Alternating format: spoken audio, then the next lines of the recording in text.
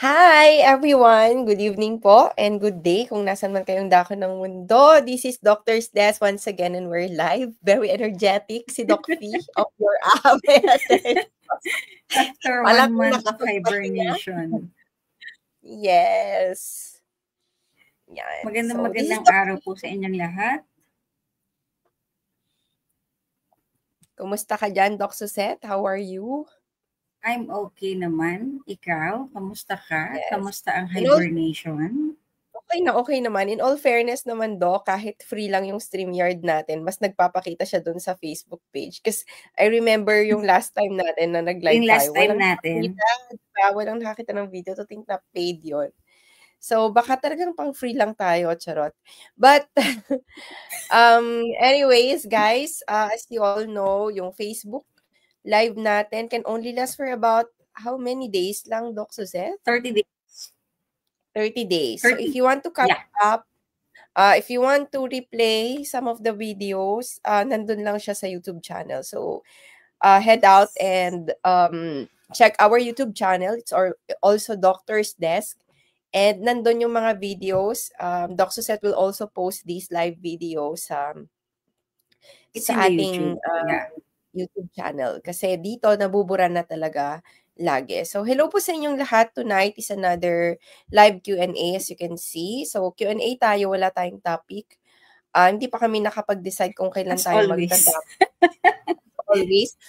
Previous topics are also nasa YouTube channel. So, hindi po naka-upload sa Facebook kasi live namin siyang ginawa. Nare-retain Mhm. siya sa YouTube pero nabubura siya sa Facebook. And it's very hard to re-upload them again Kasi syempre yung ibang file na-upload na sa YouTube, na-erase na rin because it's gonna take a lot of Space. memory space. Mm-mm. Kaya gano'n. So, siguro ipo-post na lang ulit namin yung link sa mga playlist na meron kami sa YouTube and you can just find videos pa na nandoon na wala sa mga playlist kasi like mga single topic siya.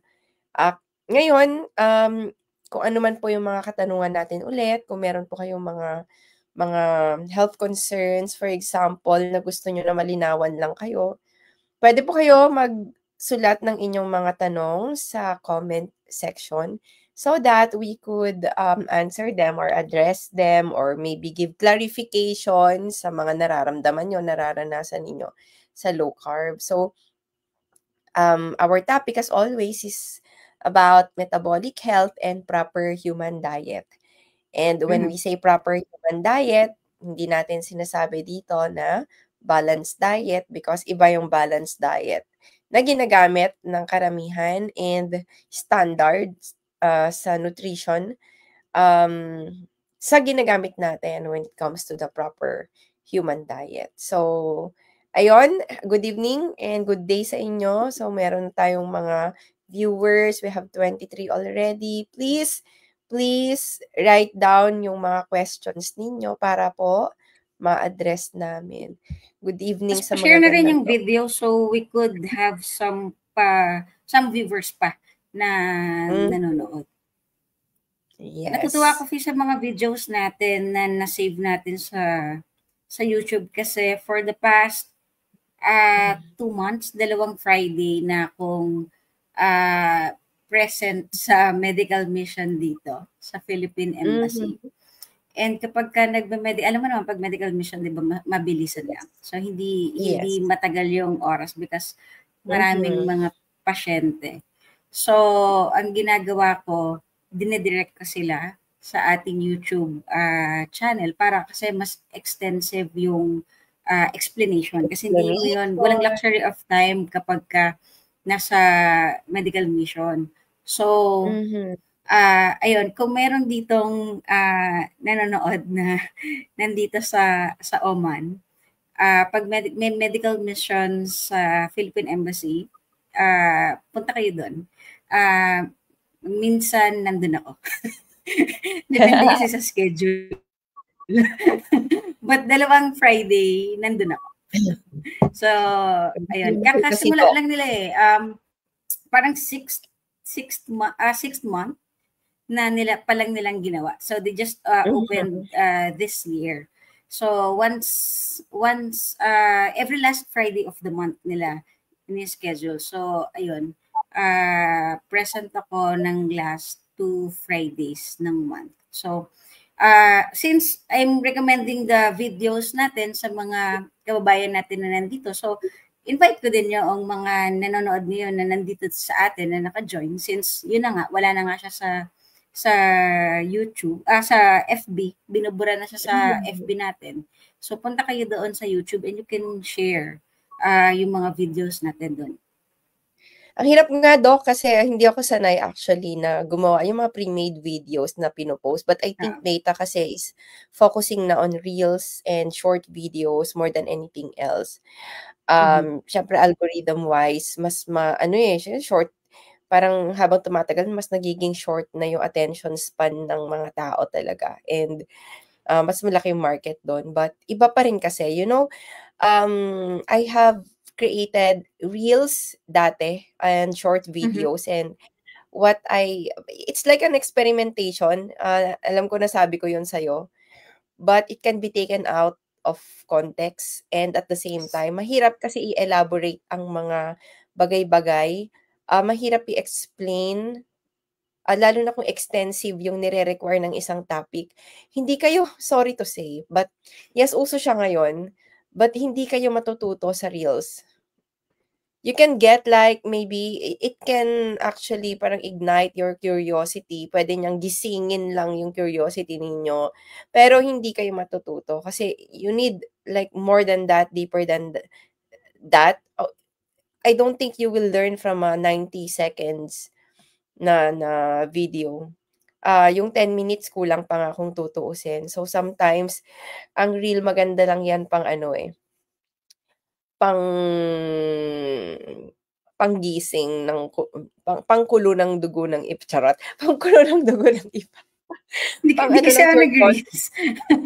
Oo, I don't do hindi reels. kasi tayo Baka mamaya nag-reels. makita kitang may ginagawa na sa reels. Hindi, wag kang mag-alala. Madaldal lang talaga ako. Madaldal ko, hindi ko na magagawa yung iniisip mo. Kulang. Baka mag-rap pa ako, pero hindi yung iniisip mo. Okay. Ayan. So may mga may iba tayong katanungan dito. Anyways, hi Sir Ronnie, hi Jessar. Sabi dito, good evening sa magandang doctors. Kailangan talaga may ganyang pambungad Kasi para agad para namin binabasa ka agad talaga. Okay lang po ba mag-take ng melatonin powder kung hirap po matulog? Actually, okay lang mag-take ng melatonin powder kahit hindi ka hirap matulog. Because melatonin powder is not only for sleep, although it is a very good chemical para i-trigger yung ating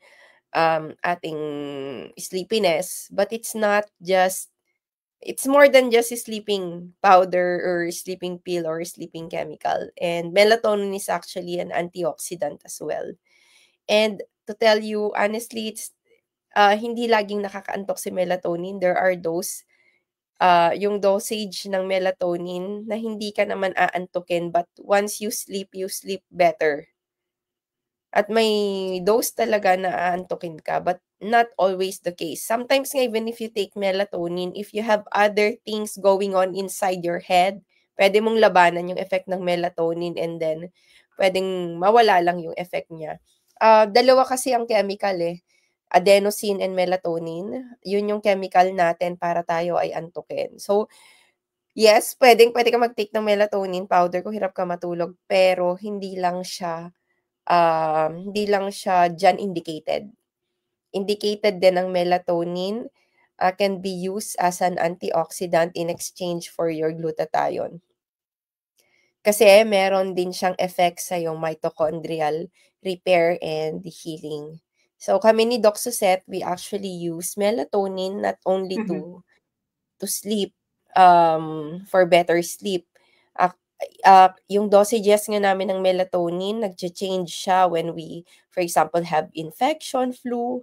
So, for example, ako pag may flu, mag-iiba yung dosage ko ng melatonin. If I am so stressed, kasi alam nyo naman, bumababa rin yung melatonin kapag tayo ay stress. If we are also laging exposed to blue lights, napapababa rin yung production ng katawan natin ng melatonin. So, basically, you can use melatonin sa iba't ibang mga tawag dito, health concerns, especially with mitochondrial healing. So, I hope na it answers your question, Ma'am Maricel. Ayan. Sabi ni Ma'am Maria, happy to know pregnant si Doc Fee. Sabi. Pinapanood ko ng paulit-ulit ang videos nyo sa YouTube. Super dami kong natututunan and realizations. Kulang pa nga yun. Actually, yung video namin sa YouTube, parang, kung tutusin, parang overview pa nga siya. Although malalim na siya, overview pa rin siya. In between, kung curious ka pa, parang pwede ka pang mag-research from the topics and from the discussions eh. Like, kunwari, para kasi siyang, ano yung sabi mo, Doc Suzette, hindi lang siya rabbit hole. May isa ka pang Yeah, it's term na not a sa rabbit hole. It's an bahay ng langgam. Oh, yan. Ang So, dami-dami. napakaliit Dami mo pang- sa pinto. Or an anthill, di ba? Isang anthill, Mm-mm. kala mo lang tumpok lang siya ng lupa, pero pag binuhusan mo ng something yung loob, ang dami mo nang mapupuntahan. Mhm. And, kailangan niya talagang paulit-ulitin kasi hindi lang kayo yung paulit-ulit na kapag ka nanood ng videos ay makukuha niyo na agad. So even ako, even si Fee, pag nanood kami ng videos ng ibang mga doctors and researchers all about low carb nutrition is ang dami pa ring matututunan. Marami kasi siyang nuisance. Marami ding gamit. Hindi porket narinig ninyo na, for example, the fasting. Kapag ka narinig nyo na, kailangan daw mag-fasting, automatically magpa-fasting na kayo. Hindi naman kaagad ganoon yon. But isa sa madalas na skip ng mga tao, if you are doing already a ketogenic diet, it is already like a fasting mimicking diet. So in a way, naka-fasting na kayo. So, tapos kung beginner pa, tapos magka-fasting, napakahirap gawin nun. So, baka mamaya, yun pa yung isang reason na ma-discourage kayo or hindi nyo na ituloy yung paglo-low carb. Kasi, kadalasan ng nakukuha kong patients fee, when they try to do low carb, automatic kasama kagad ang intermittent fasting. Kung nagsisimula ka pa lang, tapos ang sabi 16-8 daw, so 16 hours ka na kaagad magpa-fasting, which is napakahirap gawin. So pwedeng automatic sasabihin ng ibang patient, ay ayoko nang gawin yan kasi ang hirap-hirap mag-fasting. Diba? Kung isang beses mo lang gagawin, especially yung mga patient na nagpre-prepare for blood test, okay lang yan. Isang beses ka lang naman kukuha na ng dugo eh. So madali lang tiisin yung gutom ng 12 hours. Yung mga nakaschedule for surgery, madali lang din gawin yan kasi isang beses ka lang naman ooperahan eh.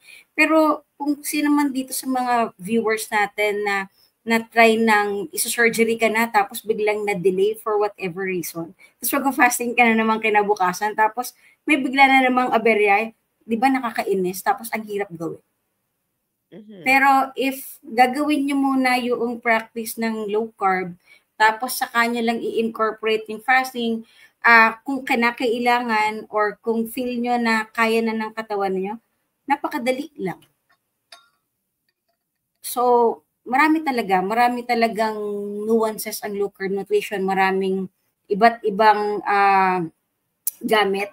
Even yung mga pagkain, marami pa ding iba't ibang klaseng food na akala nyo hindi pwede, pero pwede pala.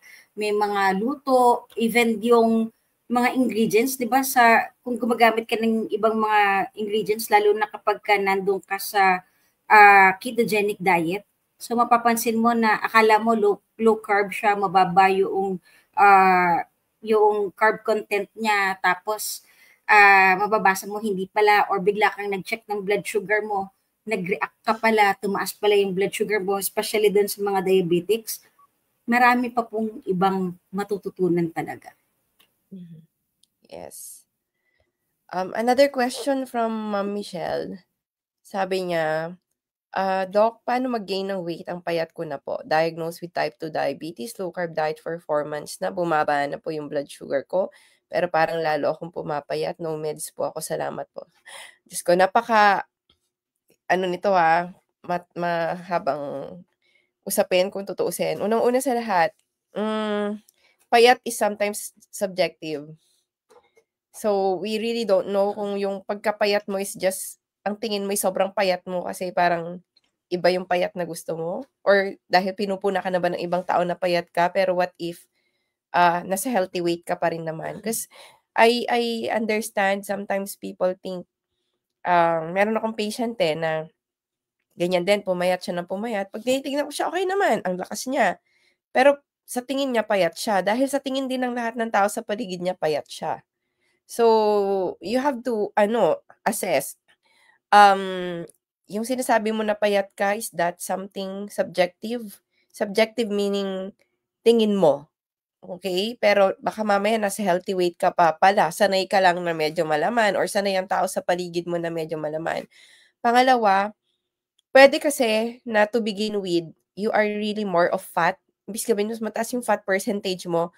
Tapos being diagnosed with type 2 diabetes for a long time, manipis din because of insulin resistance. Kasi 'pag may insulin resistance ka rin, it's hard to actually build muscle as well. Lalo na hindi nakakatulong usually yung, pagiging insulin resistant in, protecting the muscle, eh. So, kung kunwari matagal ka ng diagnosed ng type 2 diabetes, yung katawan mo before, parang okay lang pero inside, you are more of fat or like skinny fat, sobrang nipis ng muscle, sobrang dami ng taba, and then nag-low carb ka and then you lose fat percentage, mas lalong na-emphasize na puro ka pala parang butot, katiting lang na laman. Then talagang papayat ka ng papayat kasi magpapakita yung totoong, komposisyon ng katawan mo, and what you want is not just to gain weight, you want a body recompositioning, and it will take some time. So yes, bumaba na yung blood sugar mo, pero ang tanong, bumaba na ba insulin mo? Because in the first stage of doing low carb, the low carb itself can actually lower down our blood sugar. But it doesn't mean na correct na niya yung hyperinsulinemia or yung mataas na Yes. level ng insulin sa katawan. Kaya nga sinasabi ko sa ibang patient, if okay na yung blood sugar ninyo, you should not be kampante kasi hindi niyo naman nache-check yung insulin ninyo. And ang sakit na type 2 diabetes, bago ka maging insulin resistant, hyperinsulinemic ka muna. So, by doing low carb, you're trying to lower down the blood sugar by manipulating sa pagre-restrict ng carb until such time that your body would recognize that you are consistently stable sa blood sugar para yung insulin mo is slowly gonna go down as well until you become more insulin sensitive. Sa mga nakasama namin sa low carb, alam nyo ba, even I myself, took me around 3 years of doing low carb in order for me to become more insulin sensitive and even ma-manage yung insulin. And I don't even know until now if I am really not hyperinsulinemic na, because that's part of the thing that I was not able or hindi ko pa na-check, eh. Kasi wala dito sa province ang pagche-check ng fasting insulin and even dynamic insulin.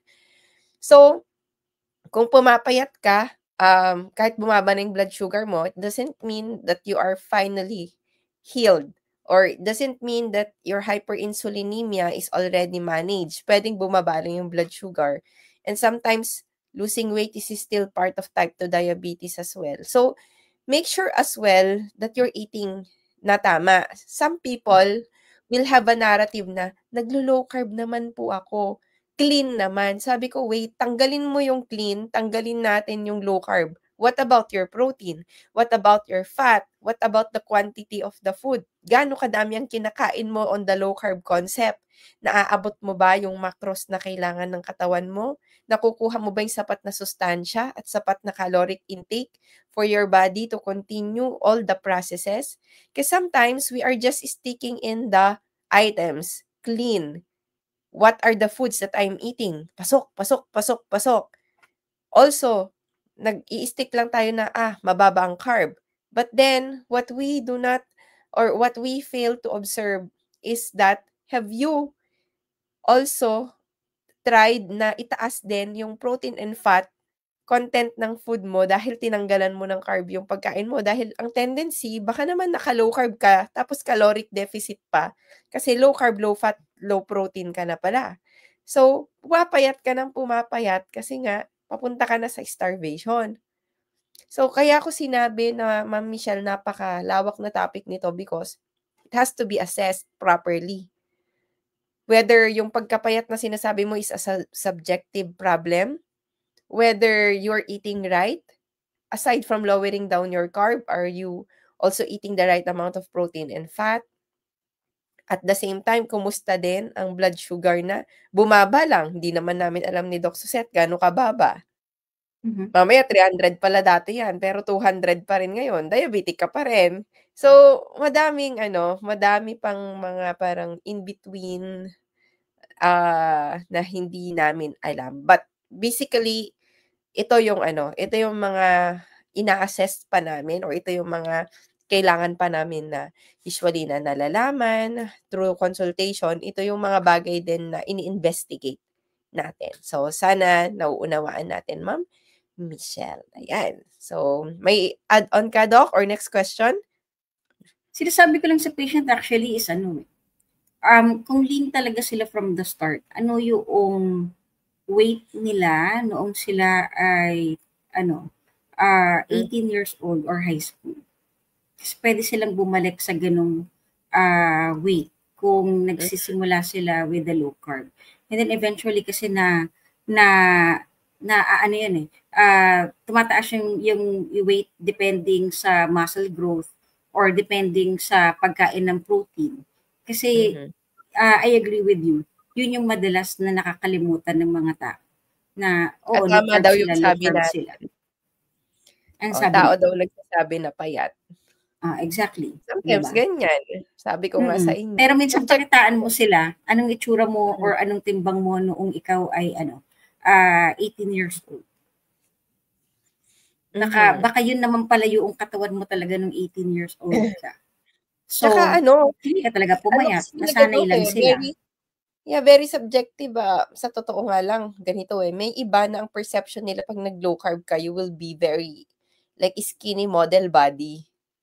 And I remember, di ba, there were parang times na nakapag-overfast ako, tas caloric deficit pala ako, and then pumayat ako. And many people are like, ang ganda, ang payat mo na. Pero I know, deep inside, I'm not as healthy. Hindi gano'n ka, hindi gano'n ka optimal yung health. Alam mo nang hihina ka, alam mo na yung muscle mo kulang. And then, when I primed, actually, bago pa nga ako nagbuntis, medyo lumaki ako Lumaki ako tignan kasi, yung fat percentage ko, hindi pa rin naman like super ganun kababa. But at the same time, nagka-muscle ako, alam mo yung na-tone, yung sa hita mo, yung biglang tumigas. So, syempre, itutulak niya ulit yung fat mo palabas Kasi magkaka-muscle ka sa loob, and it will make you look not mataba, pero bibilog ka ng kaunti. And then people were like, medyo parang lumaki ka. And I was like, before, I was skinny fat. And now I'm already like still a bit of fat percentage, but now I'm creating muscle. So the problem is, I did low carb before, but mali. Parang kailan lang naman tayo nag-optimize ng low carb, Doc naalala mo nung pares tayo na, shucks, ang onti pala ng protein natin. 2021. Yes. 2-3 years, no? Yes, Doc. 2021, na parang, Doki, parang kulang pa pala tayo ng protein. I thought it's enough. Kasi nauso dati na sa Philippines, parang ang protein, parang na-realize natin, ang uunti pala ng mga protein sa plato ng mga naglo-low carb sa Pilipinas. Kasi sanay pa rin tayo na more of like mga miscellaneous foods. Ayan. So, yun yung natin. Masasabi natin. So, sabi ni is this Sergio, 41-year-old male, diagnosed with rheumatoid arthritis. Read and watch some videos on net that carnivore diet helps. What are your insights about this? Meron na kaming topic ata about dito. Hindi ko lang alam kung meron kaming dedicated topic, pero you Wala pa know, yata. we don't have, but we are hosting a group called Pinoy Carnivore Healing Lifestyle Group. And one of the main use and main purpose of the Pinoy Carnivore Healing Lifestyle Group is for those who are experiencing a condition called autoimmune disease. When you say autoimmune disease, it is when yung immune system mo is confused kasi nga burned out na rin siya, marami siyang nilalabanan. So feeling niya kill all na lang siya or parang shoot all na lang siya. So pati ikaw tinitira na niya. So kaya siya autoimmune kasi it's your own immune system not recognizing that some of the body's organ is part of the body.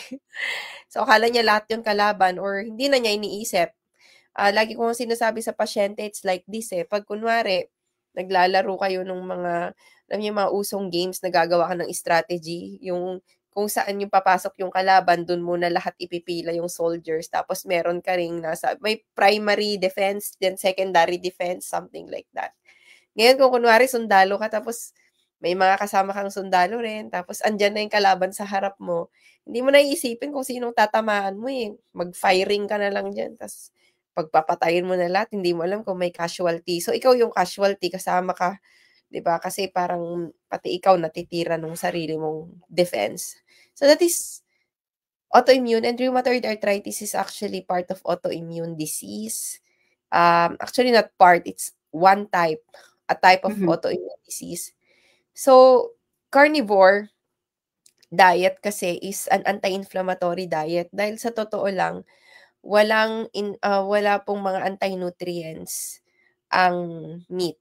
The only thing na pwede mong maging problema sa meat is parasites, kung hindi maganda yung pagkaka-prepare or hindi rin maganda yung karne, histamine kung luma yung karne or adulterated na rin siguro. But for the most part, carnivore diet is the best autoimmune and anti-inflammatory diet. So, meaning to say, if you want na magkaroon ng pagkalma ang inyong immune system, you may start it with doing carnivore diet. And of course, hindi lang yan, maraming pillar kasi ang health. Kailangan ayusin mo rin syempre yung ibang aspect ng buhay mo. Sleep, stress management, sun exposure, at kung ano-ano pa. Pero this is a good start kasi other stressors you cannot control, but you can always control what you put inside your mouth So, carnivore diet is part of our anti-inflammatory diet. So, that is my insight. Okay? Okay. So, meron tayo dito. Sabi niya, Ma'am Net, resistance training din daw is also helpful. Yes. It's also helpful. Pero dapat, bago ka mag-resistance training, may baon ka. When you say baon, dapat nutrient-wise. Minsan kasi exercise tayo ng exercise, pero anong building blocks mo? Hindi ka kumakain ng protein Kasi ano bang building blocks natin in building protein and creating muscle and protecting muscle? Of course, protein. Minsan, exercise tayo ng exercise. Wala kang kinakain na protein. So, kawawa naman si muscle, di ba? Ayun. Doc, may breast cancer po ako, tas may diabetes po ako. Pwede po ba ako sa mga pork and egg? Yes. Pwede bakit hindi? Yeah, you can also check yung ating cancer series sa YouTube channel para po makita nyo kung ano pa yung iba nyong pwedeng matutunan. Sabi ni Ma'am Michelle, tama po, ganito lang din yung weight ko nung high school. Sabi ko sa iyo, Ma'am Michelle di ba? Nasanay lang po sila na na malaki na kayo nung nakilala nila siguro kayo. Yeah. So, hindi ko pa nakukuha yung weight ko nung high school. Tignan mo na yung picture mo. Mataba na ako nung high school.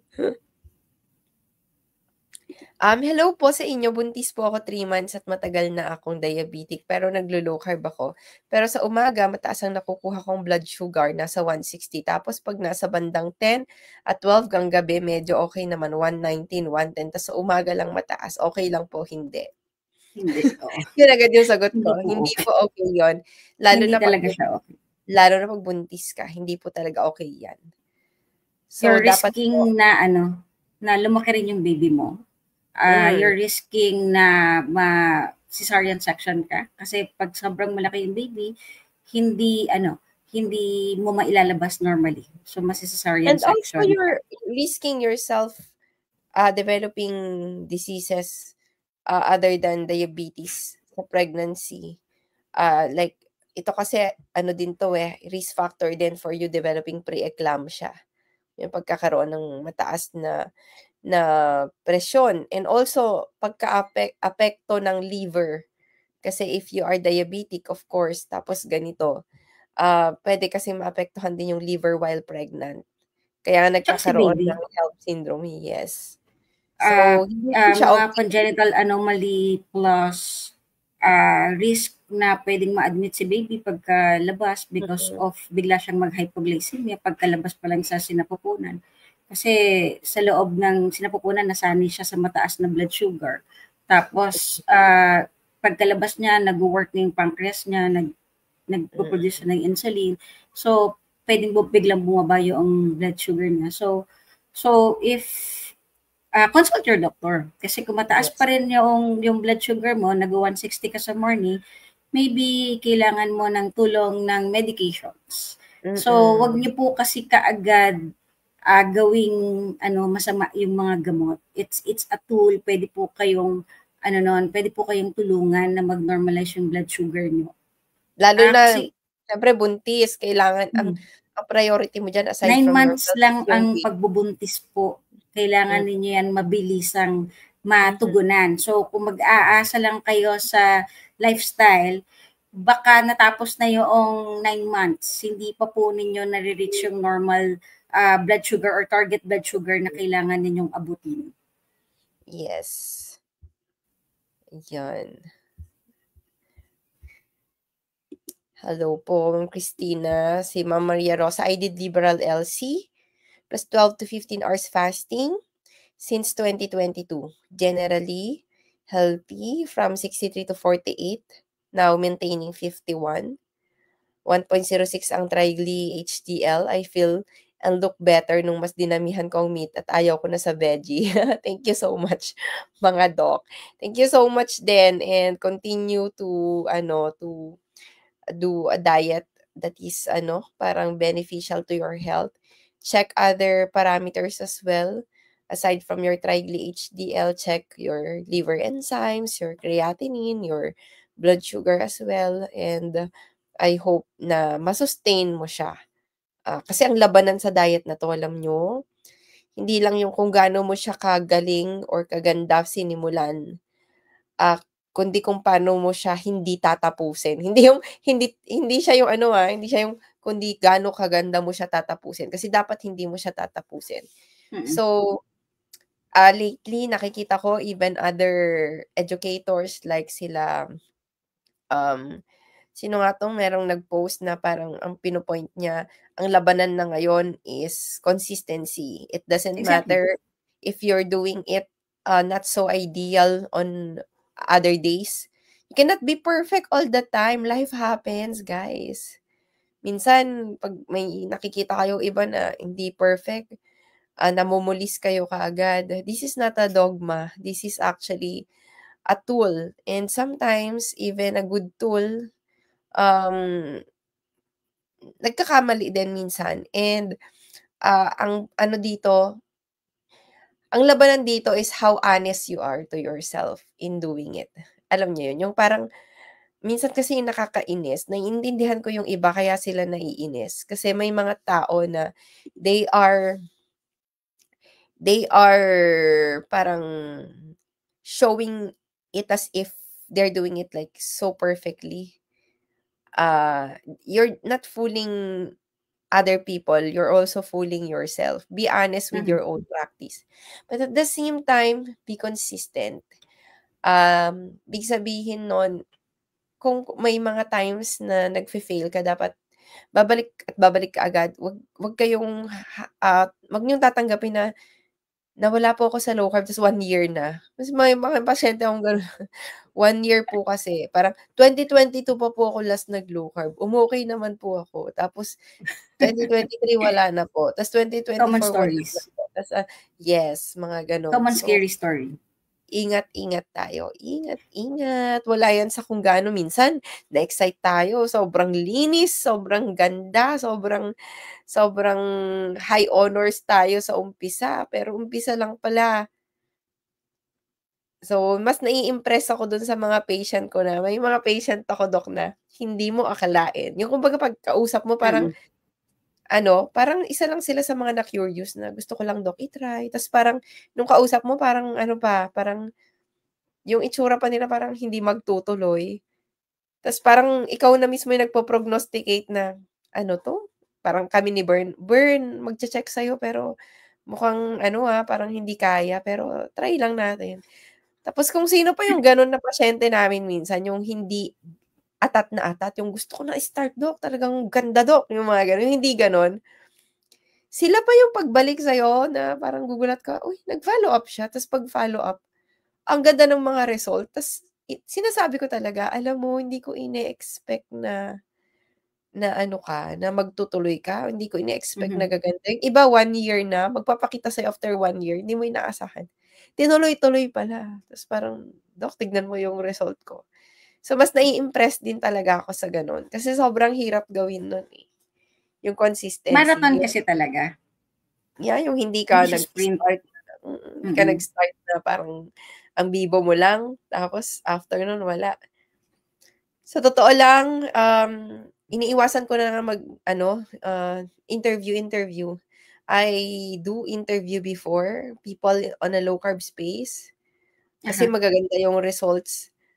Pero umpisa lang pala, like mga 6 months lang ta's nawawala na, and I was like, "Gosh, hindi na siya useful ngayon." Parang gano'n. So, mas talaga ako, mas na-impress talaga ako dun sa mga nagfa-fight. Like dun mo makikita talaga na, "Gusto ko 'to, gusto ko mabuhay ng matagal, gusto ko talagang maging healthy." Gano'n. Ayan. Actually, ang isang mapapansin nila, kapagka nag-stick sila with the low carb nutrition, hindi lang naman actually the diabetes or hypertension or obesity yung gusto ninyo munang gamutin. Madalas kong sinasabi sa mga patients ko na ang gamutin natin is your food addiction. Gamutin Yes, natin is your relationship with the relationship food. with the food talaga. So, So, kailangan nilang maintindihan na bakit kayo kumakain nito at bakit hindi kayo dapat kumain nito. For Yes. example, isa sa laging tanong sa akin ng patients is, "Doc, pwede bang sweetener?" Mhm. So, for a patient na diabetic, the sweetener is walang spike sa Mhm. blood sugar. Although I have 1 or 2 patient na nag-spike sila with a sweetener. So, outliner sila. But the Mhm. thing is, kung bakit ko sila dinidiscourage on a sweetener kasi merong remnants or yung tolerance ng sweetness ng dila nila is hindi Yes. bumababa. So whenever na makakain sila for whatever reason, lalo na ngayon, ayan, padating na naman tayo ng Pasko. So, pwedeng yung mga relatives ninyo or kaibigan ninyo, "Ay, si ganito, naalala ko naglo-low carb." So, bibigyan ko siya ng cake pero low carb naman. Pero syempre, alam naman natin na ginagamitan yon ng sweetener. So, Mhm. kung kakainin ninyo, syempre, ma-excite kayo, kakainin ninyo yung regalo sa inyo. But hindi kasi na paliwanag or hindi na-treat yung inyong food addiction, hindi na pababa yung inyong tolerance for the sweetness. So kapag kinain nyo yung cake, ang thing is, babalik yung tolerance nyo for the sweet. Usually, di ba kapag Pasko, it's a mix of high carb and low carb na pagkain. Mhm. So, the Yes. temptation will be stronger. And then sasabihin nyo, minsan lang naman, plus the peer pressure, di ba? Sabihin, minsan lang naman, minsan ka lang naman na mga kasama, minsan lang ang Pasko, kain ka na, tikman mo na. So, you'll give in. And nangyayari naman yan sa lahat ng tao na pag gusto niyong pagbigyan, act of pakikisama, kakainin nyo. We're all humans. So, titikman natin.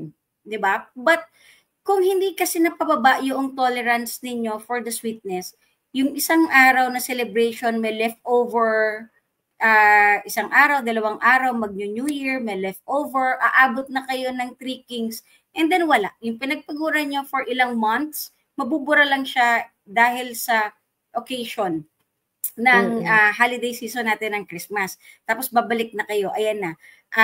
Pagdating ng January, ayan na yung mga pasyente ni Fido, nadapa ako hanggang ngayon, hindi na nag-normalize, nakakakain na ako, tumaba na ako, yung mga ganon, nag-shoot up na uli yung blood pressure ko, nag-shoot up na uli yung blood sugar ko.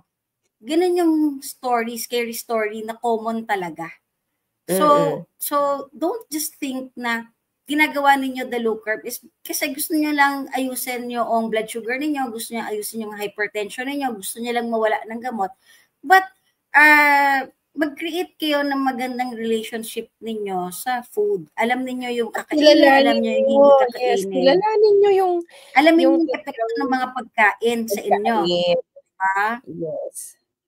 Kasi, like for example, let's not, parang baka isipin nila, keto treats na naman yung pinagdidiskitahan namin ni Doc Suset or whatsoever. Ako walang keto treats sa uman. Ngayong buntis ako, nag-post nga ako dun sa personal page kasi naghanap ako ng hindi kasi ako marunong mag-bake, Doc. Alam mo yon. So, parang nag-source ako dito na wala na si Ate Dang, di ba, yung kaibigan ko. So, parang nakahanap ako ng keto burnt bask cheesecake. Tapos tuwang-tuwa ako kasi kahit kainin ko siya after 1 hour, 86 pa rin yung blood sugar ko. So sabi ko, nag-promise ako sa kanya na sabi ko, pag yung blood sugar ko hindi nag-spike. Kasi alam ko marami rin mga buntis. May mga kasamahan ako na na diabetic din, moms eh. So parang re-recommend kita. And then I also like nag-gift ako dun sa friend ko na buntis din, na GDM din. Binigyan ko siya noon kasi gusto ko malaman from a high carb perspective kung magugustuhan niya yung keto treat. Kasi syempre ako, at some point, sanay ako sa lasa ng gano'n. So gusto ko lang makita na, tignan ko nga kung yung cravings niya or kung kunwari, parang masasatisfy pa rin siya dun sa cheesecake na yon na made of coconut flour na hindi niya mapapansin na siya ay naka-low carb. To think na never siyang nag-low carb. Pero GDM siya. So, mataas din ang fasting blood sugar niya. So, hinihintay ko. Kasi sabi ko, ako, syempre, okay. Kasi sanay ako na ganyan yung lasa. Kaya, yan na nga ang standard ko ng desserts eh. Yung talagang mga made in coconut flour. Kasi sanay na ako sa coconut flour. Kako. Natuwa ako na parang nagustuhan niya something. So, nakatulong pa ako. So, hindi kami against sa keto treats ni Doc Suset. Ang pinopoint lang namin, depending on which level ng healing ka or gaano ka-severe yung condition mo, including your addiction, you must know your tendencies first. Alam mo dapat yung effect niya sa'yo, effect niya sa blood sugar mo, effect din niya sa relationship mo sa food. Pag natikman mo ba yung sugar, yung sweetener, magki-crave ka ba sa real sugar? Because I've seen a lot of people na ganon. So, let's say for example, layuan natin yung asukal. Sabihin na lang natin, I have a patient na hypertensive CKD na nagtatanong kasi for the past years, binawalan muna namin siya sa butter for the phosphorus, binawalan namin siya sa coffee. And then, ang tanong niya kanina, pwede ba ako magkape? Isa lang sagot ko sa kanya kasi it's not an outright yes or no. Sabi ko, if you wanna try, you can try. But, check your blood pressure before drinking coffee. Check your blood pressure again 30 minutes after drinking coffee. Because I cannot just parang outright na sabihin pwede siya sa'yo because a lot of people may be sensitive to the effect of the coffee, especially because ang reason din kung ba't ka diabetic is hypertension. So baka kasi pag pinagkape kita, sabihin ko okay kasi pasok naman sa low carb yun eh and allowed ka naman for 1 cup of coffee. Pero ang tendency pala, tataas yung BP mo, controlled na and stable yung BP niya. ng ilang buwan at gumanda na lahat, pati yung kreya niya, nabawasan na siya, pati keto analog, tinanggal na ng nephro. So, sabi ko, theoretically, coffee is okay. It has no carbs. It has no, kung tutuusin, walang calories and all. And a person is allowed to have a cup of coffee in a day. But, may but yan eh. Depends kung ano yung effect sa'yo. So, yun pa rin yung magiging sagot namin sa lahat ng nagtatanong regarding different items of food. Is it allowed? May dalawa kasi ang tanong, Dok, eh. Allowed ba siya Mhm. sa low carb? Allowed din ba siya sa'kin? Kasi dalawa din ang sagot. Pasok siya sa low carb. Ang tanong, puwede ba siya sa'yo? Magkaiba yun. Magkaiba yun. So, kung kagaya kita na, for example, sa'kin kasi, kami ni Doc Mike, si Mike ang mas hindi puwedeng kumain ng keto dessert. Kasi yan, nakita ko dati, nung hindi pa siya nagka-carnivore, 'pag bibili pala ako ng keto dessert, ang makakain ko lang isang slice, kaya pala ubos siya lahat ng ano, Kumakain. umuubos, kumakain. Nung hindi na siya nagke-keto dessert, nasisiraan ako ng pagkain sa ref kasi na-realize ko na ako pala gusto ko lang na may nalalasahan. So nito, nung Mhm. buntis ako, 'di ba bumili ako, nag-post ako na nag-order ako nun. 2 weeks na siya sa ref. Actually, meron siyang 1/4 na naitapon pa namin kasi parang 2 weeks na siya sa ref, 6 inches lang siya tapos wala kumakain. Mhm. Ta's 'pag maaalala ko lang. Tapos minsan pinapakain ko pa sa helper. "O tikman mo." Meron pa yung dumating yung tito o tita ko. Eh, alam ko na yung tito ko hindi may liver problem na hindi puwede sa ano. Mhm. Pinatikim ko pa sa kanya, so ang dami ko ng nabigyan. So, dun ko na-realize na, okey 'pag hindi ka na rin sanay or talagang ang intention mo lang naman is to help you out, like parang ano mo lang siya, tungkod kumbaga, it's okay, 'di ba? So, basically you need to understand the concept of food addiction, trigger ng cravings, effect of food, because food is not just food, it's not just nutrients. Meron siyang chemical na dina-drive sa katawan, meron siyang effect sa atin. Depende, kung ano yung response ng katawan natin sa bawat pagkain. So, yun yung mga kailangan niyong matutunan. Kaya, sorry kung kunwari sasagot kami ni Doc Suset, puwede, hindi puwede, o kaya vague. Parang walang stand sila Doc Suset kung puwede o hindi puwede. Hindi tuloy namin alam kung puwede o hindi puwede. Kasi 'pag magtatanong ka sa Q&A, sasabihin mo, "Doc, puwede bang erythritol o monk fruit puwede bang," ang lagi naming sagot sa inyo laging parang nasa gitna, puwedeng oo, puwedeng hindi. So, parang ikaw ang gusto mo lang naman malaman kung puwede sa'yo, hindi hindi ka naman namin kilala, like hindi ko alam kung ano talagang ang sakit mo. Kasi ako 'pag totoong pasyente ko, Doc Suset, Mhm. nag-aano talaga ako label. Like for example, pasyente kita, alam ko lahat ng nangyari sa'yo, alam ko paano ka kumain. Pagbalik mo sa'kin, alam ko kung saan ka nahirapan. Ako talaga ang magse-set ng rule. "Sorry ma'am, hindi puwede. Ngayon kung kakainin mo at your own risk." Kasi puwede mo namang itakas, eh. Meron nga akong pasyente sabi niya, "Nahuli ako ng anak ko, kumain ako ng Skyflakes." Sabi niya, binidyohan pa nga ako nung apo ko, sabi niya, sinend niya sa anak ko. Sabi ko, "Yun pa lang yung nahuli kako. May iba pang mga hindi nahuli." Hindi nahuli. Sabi niya. So, meaning to say, we can set rules depending sa patient, condition, but at your own risk. Huwag niyong ipilit. May mga pasyente rin kami ni Bern na kunwari sasabihin ni Bern, "Ito lang yung puwede." "Puwede ba magdagdag ng prutas? Puwede bang minsan 'pag si Bern wala Lagi sa may mood sabi bargaining ano? oo, sasabihin ni Bern, "Ganito na lang, ikaw na ang nagtuturo sa akin, eh, ng ilalagay ko sa foods mo, eh." Sabi niyang ganyan. "Kung ano yung binigay ko sa'yo, yun muna yung puwede sa'yo. Ngayon kung gustong-gusto mo talagang kumain ng saging, 'wag mong piliting manggaling sa'kin dahil lang gusto mong ma-validate yung cravings mo." Kasi ang nangyayari, may negosasyon kasi gusto ma-validate, like, gusto ko manggaling kay Miss Bern na okay lang. Kasi pag kinain ko, tis hindi ko kasalanan. Ang naging may kasalanan si Bern or ako. Hindi pwede yun, ma'am. Ikaw dapat ang may kasalanan na kinain mo yan. Hindi mo pwedeng ipasa sa amin kasi sa amin, wala talaga kami sa diet prescription na kainin mo yan sa ngayon.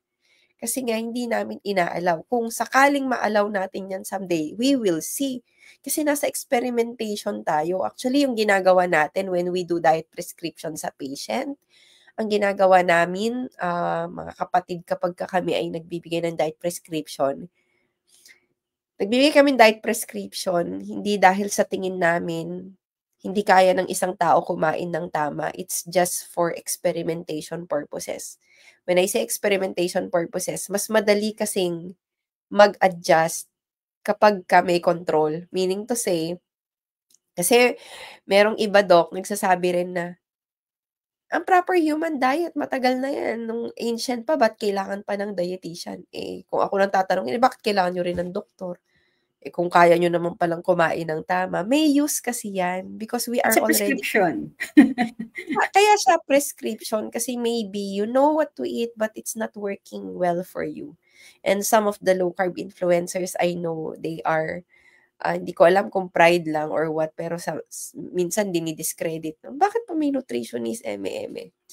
It's an experimentation and prescription. When you say experimentation, you're manipulating in a controlled environment yung pagkain ng patient para alam mo din, mas madali mong ma-identify kung kunwari tumataas pa rin yung blood sugar, then maybe dito siya nagko-cause kasi ito na lang yung binigay ko.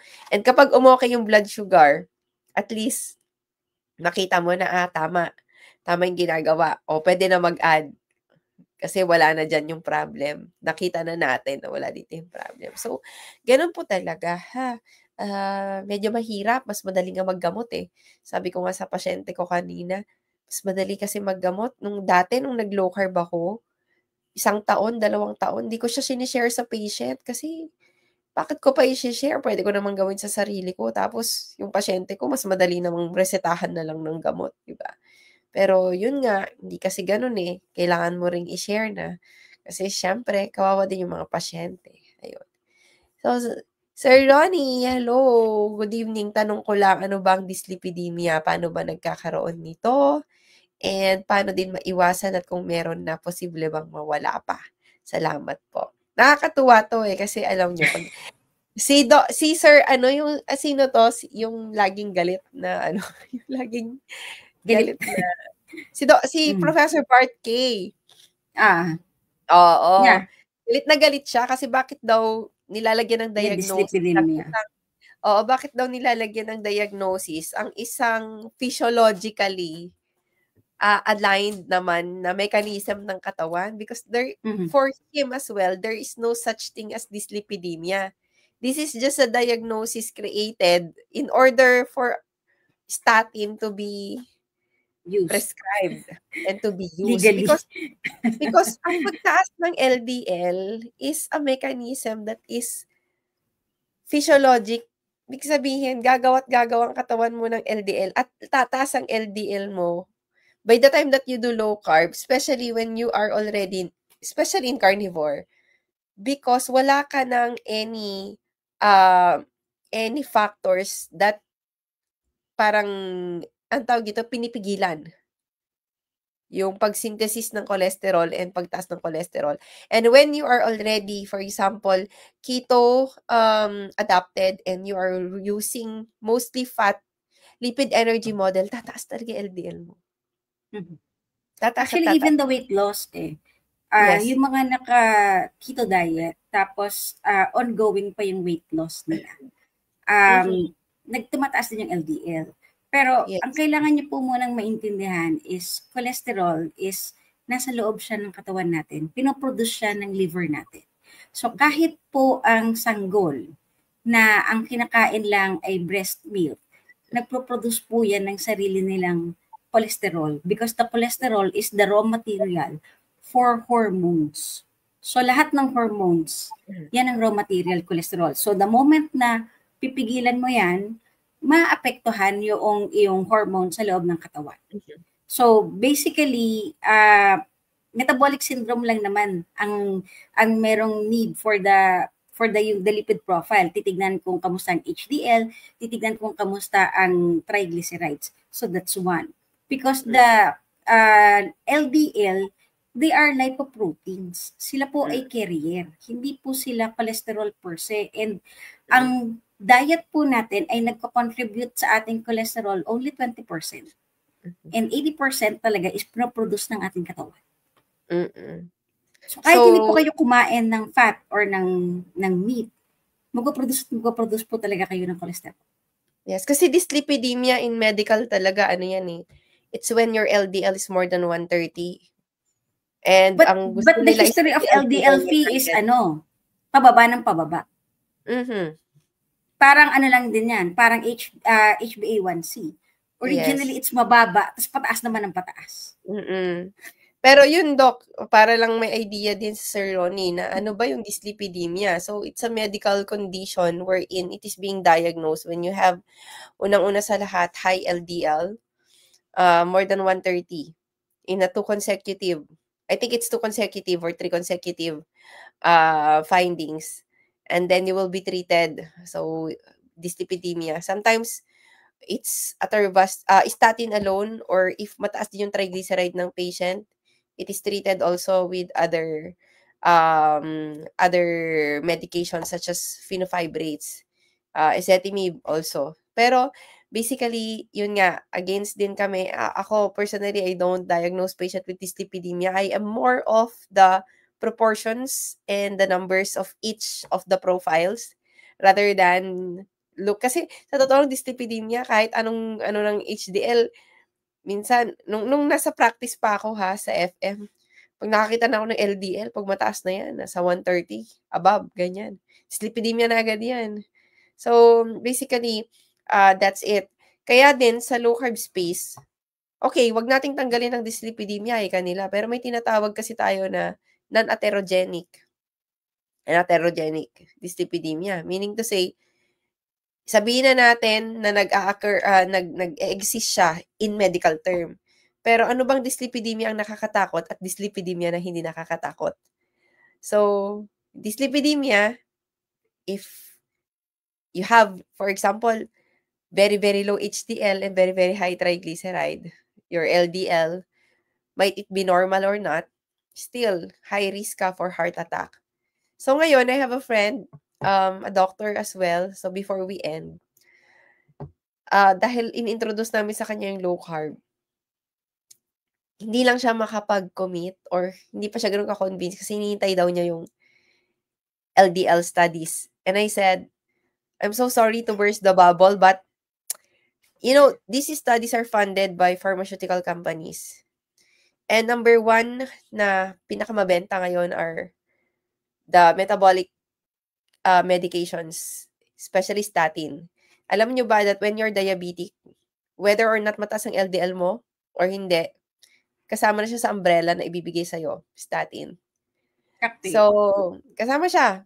Diabetic ka, whether or not maganda o hindi maganda yung LDL mo, agad-agad, may statin ka. So, ngayon, kung maghihintay ka ng LDL study, maghihintay ka mulat ang mata mo kasi lahat ng studies ngayon ay funded ng mga pharmaceutical companies. Sinong magfa-fund ng study na magtatanggal ng statin? Hindi naman sila kikita doon. Pero sabi ko, i-observe mo lahat ng stroke patient mo. And she actually told me, actually, mula nung sinabi mo sa akin, sabi niya, nag-start na akong mag-observe. Yung mga stroke patient ko, laging normal at mababang LDL, pero laging mataas ang triglyceride. So sabi ko, dyan mag-i-start yung curiosity mo. Kasi torn between studies daw always leaning towards LDL associated with stroke. And now in your own practice, all of your stroke patients have normal LDL and even low LDL but very high triglyceride. Mag-isip ka na because if in reality, hindi duplicated ang studies, is it still valid? Yun ang tanong. So, again, yun lang masasabi natin dyan. Thank you so much to all who participated tonight. As much as we want to go on, with the discussions. It's already time for just sleeping buntis. Charot. At ano? Uy, teka muna, Fia, merong lang akong i-clear kasi meron ako nakita Yes. dito. Ano daw, sabi niya, ano yun? Teka to. Hello po, magagandang doctors na buntis. Hindi po ako buntis. Si Pilang po. Natawa si Mike. Narinig niyo ba? Natawa si Diba? Mike. Magagandang doctors na buntis. Hindi po ako buntis. Ayan, yan lang. Mike, pakita mo yung tawa mo dito. Alam mo ba na pumiyok si Mike sa tawa nung sinabi mo yun? Oo, kasi diba? natawa siya doon. Sabi kasi disclaimer lang. Hindi po siya si Mama Mary. Opo, mahirap na po. Hindi po. Anyways, yun. Si Thank you po so much buntis. again, Ayan, everyone. Yun lang. Again, next week, kita-kits ulit tayo. Same time. And Bye-bye. same place, Dr. Po. Bye. Good night. Bye-bye.